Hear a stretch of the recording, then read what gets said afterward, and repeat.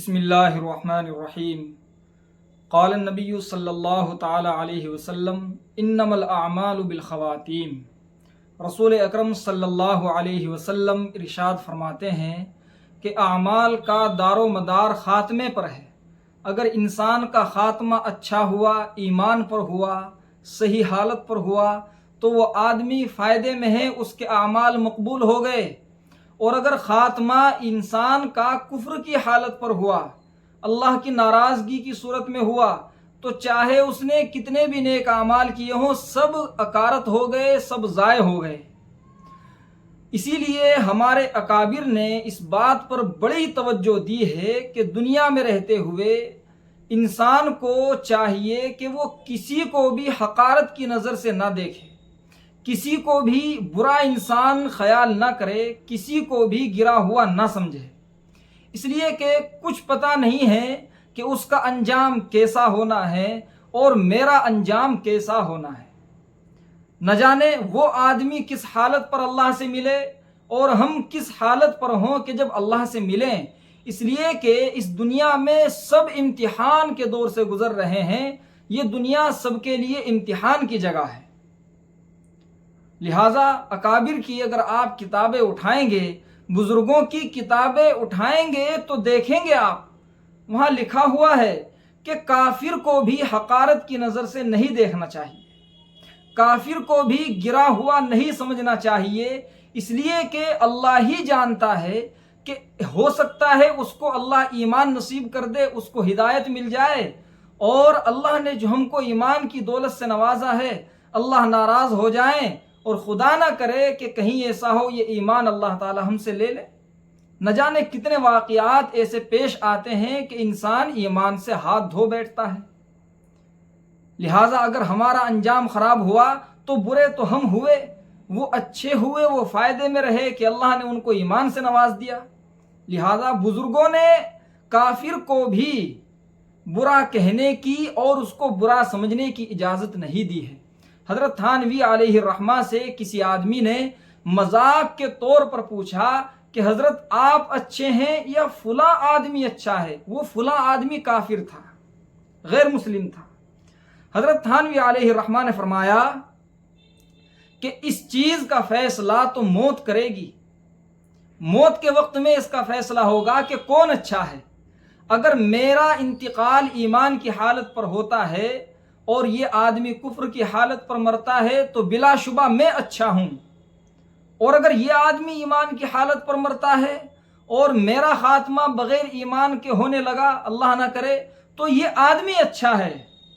اعمال پر بھروسہ کر کے، دنیا کی زندگی پر بھروسہ کر کے ہم اپنے آپ کو تکبر کا شکار نہ کریں کہ ہم فلاں سے اچھے ہیں اور فلاں ہم سے برا ہے۔ نہیں، ہاں البتہ اتنی بات ہے کہ کوئی بھی گناہ، اور کفر تو سب سے بڑا گناہ ہے، کوئی بھی گناہ اگر کسی انسان کے اندر موجود ہو تو اس گناہ سے نفرت کرنی چاہیے۔ یہ تو اللہ نے قرآن کریم میں کہا ہے، اللہ نے اپنی کتاب میں اس چیز کے لیے باقاعدہ آیت نازل کی ہے۔ اللہ تعالیٰ فرماتے ہیں وَكَرَّهَ إِلَيْكُمُ الْكُفْرَ وَالْفُسُوقَ وَالْعِصْيَانَ، کہ اللہ کا ایک انعام تم پر یہ ہے۔ صحابہ کرام کے بارے میں فرمایا کہ اللہ نے تم پر یہ بہت بڑا فضل اور کرم کیا کہ تمہارے دلوں میں اللہ نے کفر کی برائی کو ڈال دیا، گناہ کی برائی کو ڈال دیا، اور نافرمانی کی برائی تمہارے دلوں میں اللہ نے پیدا کر دی۔ یہ اللہ کا انعام ہے، یہ اللہ کا کرم ہے، فضل ہے۔ تو یہ تو بہت اچھی بات ہے کہ انسان کو گناہ سے نفرت ہونی چاہیے، جبھی تو گناہ چھٹتے ہیں۔ انسان اسی وقت گناہوں سے بچتا ہے جب گناہوں سے اس کے دل میں نفرت ہوتی ہے۔ اگر گناہ سے محبت ہوگی تو انسان گناہ سے بچ نہیں پائے گا، وہ کسی نہ کسی وقت میں اس گناہ کے اندر مبتلا ہو جاتا ہے۔ گناہ سے نفرت ہو لیکن گناہ گار سے نفرت نہ ہو۔ اگر ہم گناہ گار سے نفرت کریں گے تو اس کو اس گناہ کے بارے میں بتائیں گے کیسے، اس کو سمجھائیں گے کیسے؟ ہماری تعلیم تو یہ ہے، رسول پاک صلی اللہ علیہ وسلم نے تو یہ تعلیم دی ہے کہ گناہ گار کی اور زیادہ فکر کیجئے، گناہ گار سے اور زیادہ ہمدردی کیجئے، اور اس کو جہنم کے راستے سے ہٹا کر جنت کے راستے پر لانے کی زیادہ کوشش کیجئے۔ اس لیے کہ وہ آدمی ہلاکت کی طرف جا رہا ہے، وہ بربادی کی طرف جا رہا ہے۔ جو آدمی صحیح چل رہا ہے، اللہ نے جس کو ہدایت دے رکھی ہے، فکر اس کی بھی ہونی چاہیے، فکر تو سب کی ہونی چاہیے، لیکن جو آدمی گناہوں میں مبتلا ہے اس کی فکر زیادہ ہونی چاہیے۔ نہ جانے کس کا کب انتقال ہو جائے، کس کا کب وقت ختم ہو جائے، انسان کس حالت پر دنیا سے چل بسے، لہٰذا گناہگار سے نفرت کی اجازت نہیں ہے، بلکہ گناہ سے نفرت کرنے کا حکم ہے، گناہ سے انسان نفرت کرے۔ ہمارے بزرگوں کا یہی طریقہ رہا ہے۔ حضرت تھانوی علیہ الرحمہ نے اس آدمی کے جواب میں ارشاد فرمایا، غور سے سنیے، کہ اگر میرا انتقال اللہ کی نافرمانی کی حالت میں ہوتا ہے، کفر کی حالت میں ہوتا ہے، تو مجھ سے تو کتا بھی بہتر ہے، کتا بھی مجھ سے بہتر ہے۔ اب آپ اس بات پر غور کیجئے کہ کتا کیوں بہتر ہے؟ کتا اس لیے بہتر ہے کہ کتے کو جہنم میں نہیں ڈالا جائے گا، کتے سے حساب و کتاب نہیں لیا جائے گا، کتے سے باز پرس نہیں ہوگی، اور انسان جو بھی ہے وہ اگر کفر کی حالت میں مرا ہے تو اس کو جہنم میں ہی رہنا ہوگا، اس کا ٹھکانہ صرف جہنم ہے، وہ جہنم کے علاوہ اور کہیں نہیں جا سکتا۔ کافر لوگ اس وقت میں یہ تمنائیں کریں گے، یہ خواہشیں کریں گے کہ یا لیتنی کنت ترابا، یا اللہ ہم کو مٹی بنا دیا جائے، ہم مٹی رہ لیں، ہم انسان نہ رہیں، ہم کو زندہ نہ چھوڑا جائے۔ مگر نہیں، وہ تو زندہ کیے جائیں گے، ہر طرف سے ان کو موت آ رہی ہوگی مگر وہ مر نہیں پائیں گے۔ لہذا ہم کو چاہیے کہ ہم کسی کو حقارت کی نظر سے نہ دیکھیں، ہاں اس کے اندر جو عیب ہے، اس کے اندر جو برائی ہے، اس سے خود بھی بچیں، اللہ سے دعا بھی کریں، اور اس انسان کو بھی بچانے کی کوشش کریں۔ یہ اصل ایمان کی علامت ہے، یہ اصل انسان کے اندر ایمان ہونے کی نشانی ہے۔ اگر یہ بات نہیں ہے، ہم اس انسان سے بغض کرنے لگیں، اس سے نفرت کرنے لگیں، تو سمجھ لینا چاہیے کہ ہمارا یہ طریقہ صحیح نہیں ہے، اسلام نے اس چیز کا حکم نہیں دیا ہے۔ مثنوی کے اندر علامہ رومی رحمۃ اللہ علیہ نے اس بارے میں باقاعدہ چند اشعار کہے ہیں، اور ان اشعار کی وضاحت کرتے ہوئے خود حضرت تھانوی علیہ الرحمہ نے ایک بڑی نقطے کی بات کہی ہے کہ یہاں پر ہمیں کافر سے جو نفرت نہ کرنے کی بات کہی گئی ہے، کفر سے نفرت کا حکم ہے اور کافر سے نفرت کا حکم نہیں ہے، یہ اس وقت ہے کہ اگر ہمارے دل میں کافر کی محبت نہ بڑھتی ہو، اگر محبت بڑھنے لگے، اس کے ہم قریب ہونے لگیں، اس کا ہم پر اثر آنے لگے، تو اس وقت میں اس سے نفرت ضروری ہو جاتی ہے، کہیں ایسا نہ ہو اس کے کفر کا اثر ہم پر آ جائے۔ لہٰذا اگر ہمارا ایمان مضبوط ہو تو ہم ہرگز کسی سے نفرت نہ کریں، اور اگر ایمان کمزور ہو، اس بات کا اندیشہ ہو کہ ہم پر ہی اس کا اثر آ جائے گا، ہم ہی اس کے اثر میں پہنچ جائیں گے، ہمارا ہی ایمان خراب ہو سکتا ہے، تو پھر آدمی دوری بھی بنائے، پھر انسان رخ بھی اپنا بدل دے، دور جا کر رہنے لگے، نفرت بھی کرے، تعلقات بھی ختم کر دے، جتنا ہو سکے اپنے ایمان کو بچائے۔ تو یہ حکم اس وقت ہے جب ہمارا ایمان سالم ہو، مضبوط ہو، صحیح ہو، ورنہ تو ایمان کی حفاظت یہ انسان کی سب سے بڑی ذمہ داری ہے۔ ایمان کی حفاظت سب سے بڑی ذمہ داری ہے۔ قرآن کریم میں اللہ تعالیٰ نے ایمان کی حفاظت کا حد سے زیادہ حکم فرمایا کہ اپنے ایمان کو بچاؤ، اور ان اعمال کا حکم فرمایا کہ جن سے ایمان کی حفاظت ہوتی ہے۔ سارے کام شریعت کے اندر وہ بتائے گئے ہیں، وہ کہے گئے ہیں جن سے انسان کا ایمان محفوظ رہتا ہے، تاکہ آدمی قبر تک اس حالت میں پہنچ جائے کہ وہ مسلمان ہو۔ اسی لیے رسول پاک صلی اللہ تعالی علیہ وسلم نے ارشاد فرمایا کہ تمہاری موت ہرگز اس حالت میں نہ آئے کہ تم مسلمان نہ ہو، ایسا ہونا نہ چاہیے۔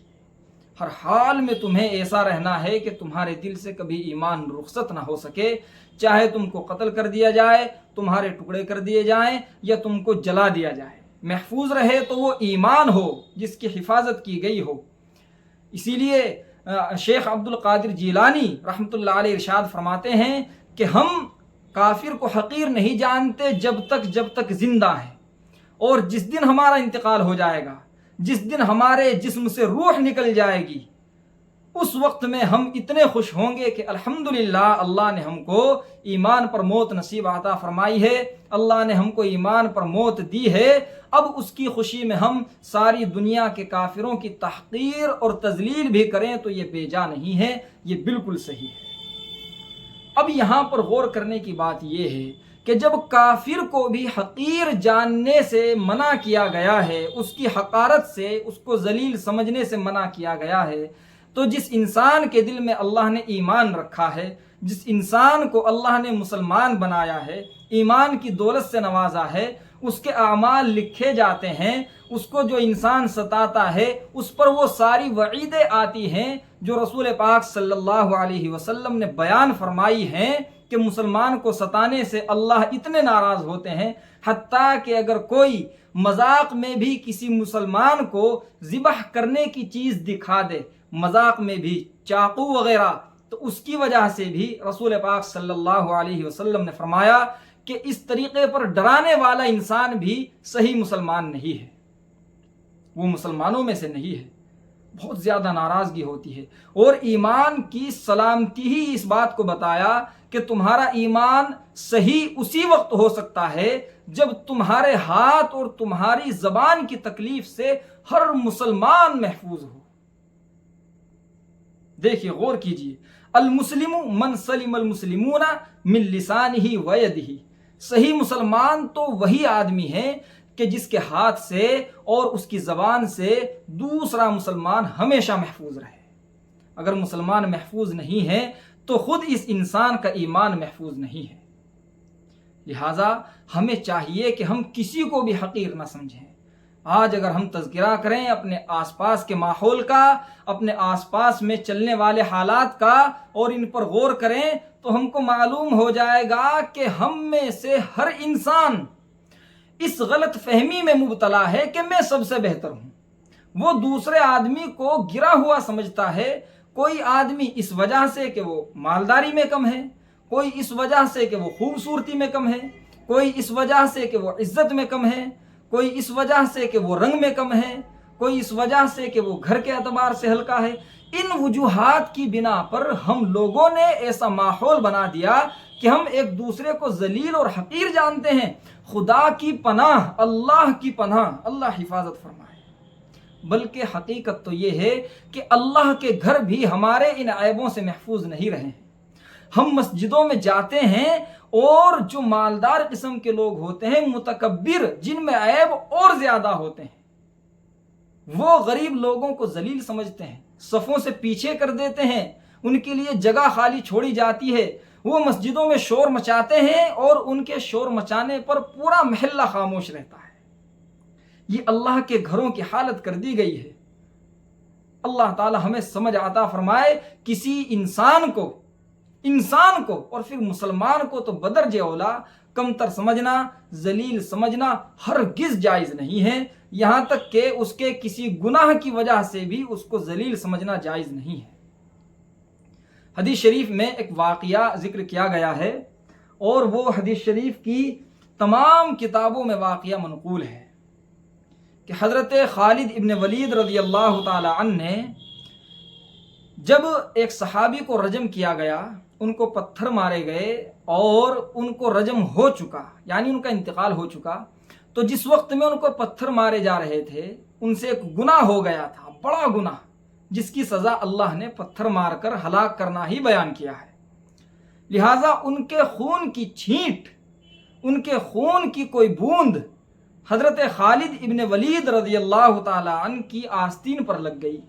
اچھل کر آئی اور ان کی آستین پر لگ گئی۔ حضرت خالد ابن ولید رضی اللہ تعالی عنہ نے اس چھینٹ کے لگنے کو برا سمجھا اور ذرا سا ان کے چہرے پر اس کا اثر آیا۔ جس وقت میں وہ رسول پاک صلی اللہ علیہ وسلم کی خدمت میں حاضر ہوئے، ان صحابی کے انتقال کے بعد میں، تو رسول اکرم صلی اللہ علیہ وسلم حضرت خالد بن ولید رضی اللہ تعالیٰ عنہ سے بے حد ناراض ہوئے، ان پر سخت غصہ ہوئے اور کہا کہ تمہیں معلوم ہے اللہ نے ماعز کی، ان صحابی کا نام حضرت ماعز تھا، ماعز اسلمی رضی اللہ تعالیٰ عنہ، اللہ نے ماعز کی کیسی توبہ قبول کی ہے معلوم ہے؟ ایسی توبہ قبول کی ہے کہ اگر ان کی توبہ پورے مدینے پر تقسیم کر دی جائے تو پورے مدینے کے ایک ایک بچے کی مغفرت ہو جائے، اور تم ان کے خون سے نفرت کرتے ہو صرف اس وجہ سے کہ ان سے گناہ ہو گیا تھا۔ نہ جانے گناہوں میں تو اللہ تعالیٰ کس کو مبتلا کر دیں، اور جو لوگ غریب ہونے کی وجہ سے کسی سے نفرت کریں، اللہ کی پناہ، اللہ کی پناہ، اللہ تعالیٰ حفاظت فرمائے، یہ تو بہت بڑا ظلم ہے۔ غریبوں سے تو محبت ہونی چاہیے، انہیں سینے سے لگانا چاہیے۔ وہ دنیا کی مصیبتیں برداشت کرتے ہیں اور ایمان پر جمتے ہیں، وہ تو اس امت کا سرمایہ ہیں، ان کی وجہ سے اللہ تعالیٰ رحم فرماتے ہیں، کرم فرماتے ہیں، اللہ تعالیٰ ان کی تو دعائیں بھی براہ راست قبول فرماتے ہیں۔ کسی وسیلے کی ضرورت نہیں ہے، کسی ذریعے کی ضرورت نہیں ہے، کسی واسطے کی ضرورت نہیں ہے۔ غریب ہے اگر اس کا دل ٹوٹا ہوا ہے تو ٹوٹے ہوئے دل کی دعا اللہ تعالیٰ براہ راست قبول فرماتے ہیں۔ اس میں یہ بھی نہیں دیکھا جاتا کہ اس انسان نے کس وقت دعا مانگی، کوئی نیک عمل کر کے دعا مانگی یا بغیر نیک عمل کیے دعا مانگی ہے۔ غریب ہے، دعا کی اللہ تعالیٰ قبول فرما لیتے ہیں۔ اسی لیے حدیث شریف میں بہت زیادہ حکم دیا گیا ہے اس بات کا کہ غریب کو نہ ستایا جائے، غریب کو برا بھلا نہ کہا جائے۔ آپ سورہ عبسہ پڑھیے اور سورہ عبسہ کا ترجمہ کیجئے، اس کی شروع کی 5 آیتیں ہیں، ان کے اندر اللہ نے ایک بہت عظیم واقعے کی طرف اشارہ کیا ہے، اور وہ رسول اکرم صلی اللہ علیہ وسلم کے متعلق ہے۔ وہاں اس واقعے کی تفسیر کو پڑھ کر اندازہ ہو جائے گا کہ ہمیں ہر مسلمان کے ساتھ کیسا برتاؤ کرنا چاہیے، کیسا برتاؤ کرنے کا حکم ہے جس میں آج ہم کوتاہیاں کرتے ہیں۔ اللہ تعالیٰ جب کسی مسلمان کو دیکھتے ہیں کہ اس کے ساتھ میں دوسرے مسلمان نے توہین کا معاملہ کیا ہے، بلا وجہ ذلت کا معاملہ کیا ہے، تو اللہ تعالیٰ کو بے انتہا غصہ آتا ہے، اتنا غصہ آتا ہے کہ انسان اپنی زبان سے اس غصے کو بیان نہیں کر سکتا، یہ ناممکن ہے۔ لہٰذا ہمیں ایک دوسرے کے حق کا بہت زیادہ خیال کرنا چاہیے، اہتمام کرنا چاہیے، سب کے ساتھ بہت اچھے انداز میں ملنا چاہیے، خندہ پیشانی سے بات کرنی چاہیے۔ آدمی کے چہرے پر خوشی کی لہریں دوڑ رہی ہوں جب وہ کسی سے ملے، جب وہ کسی سے بات کرے، جب وہ کسی سے ملاقات کرے، اس کا چہرہ ہی دوسرے آدمی کے دل کو کھلا کے رکھتے ہیں، اس کے دل میں خوشی کے جذبات آ جائیں جو ہی اس کے چہرے پر نظر پڑے۔ اتنے اچھے انداز میں انسان سب سے ملاقات کرے، سب سے بات کرے، ملے جلے، تعلق رکھے، یہ طریقہ ہے اسلام میں زندگی گزارنے کا۔ اللہ سے دعا فرمائیے کہ اللہ تعالی ہم کو عمل کرنے کی توفیق عطا فرمائے۔ وما علینا الا البلاغ۔